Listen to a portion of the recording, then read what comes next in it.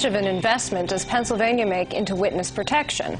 I'm Jill Horner. This is Comcast Newsmakers. With me this hour is Philadelphia City Councilman Curtis Jones, Jr. Thanks for being with us. Always a pleasure. Let's focus a little bit on the funding associated with witness protection, and then we'll get into some of the issues that the courts are actually experiencing. How much does it take to protect a witness? Well, the average case takes about 3 months. Many of them run beyond that to about 6 months on average. What happens is it takes about $10,000 during that period of time to safely relocate a witness from a neighborhood that may have become dangerous because they stepped up and did the right thing and pointed out a perpetrator. So what we have done is run out of money. We've been cut at the state level from a little over $1 million to close to $600,000 statewide.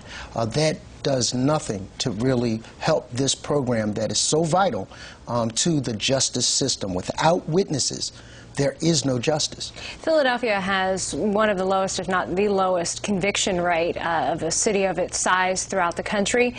Is that because of the lack of funds associated with witness protection, among other reasons? Every barbershop chair lawyer knows that if I want to get off of a case, I get the witness not to show up 3 consecutive times and it is dismissed.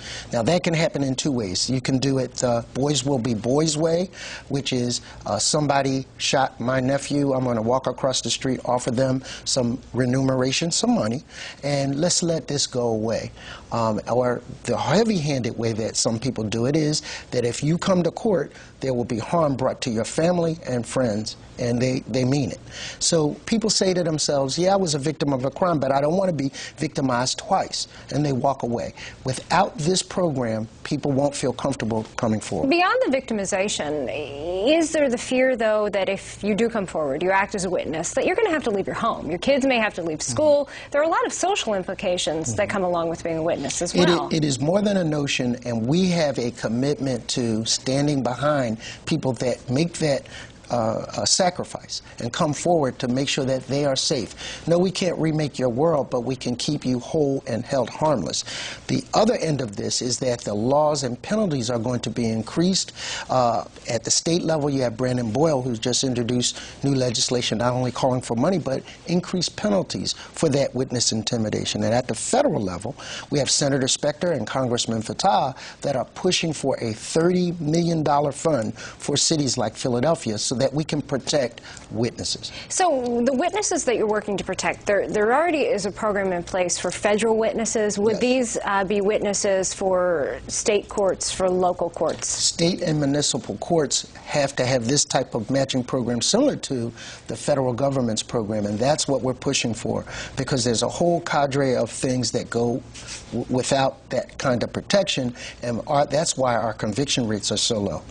Does this go beyond funding, though? Does this go to changing a culture, changing a perception? Well, you have a white tea mentality of no snitching, which is so false, because 80% of the crimes are people know who the people are that perpetrated the crime.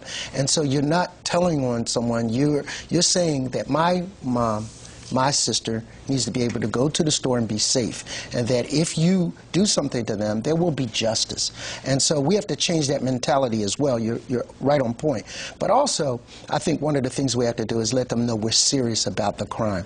And I think at the state level and at the federal level, what this local law has done is united us as entities and stimulated a discussion to do something about it. Very few seconds left, but does work need to be done in order to target nonviolent offenders as well? Oh, absolutely. We give the right hand of fellowship or the left hand of punishment. The right hand of fellowship is the community courts, which we've talked about, which gives people alternatives to crime, straightens out their life, whether through rehab or through vocational training, so that they can get a job and be a taxpayer. Please come back, give us an update. Let us know how these ideas are moving forward. Look forward to doing it. Thank you. Thank you. We've been talking with Philadelphia City Councilman Curtis Jones, Jr. I'm Jill Horner for Comcast Newsmakers.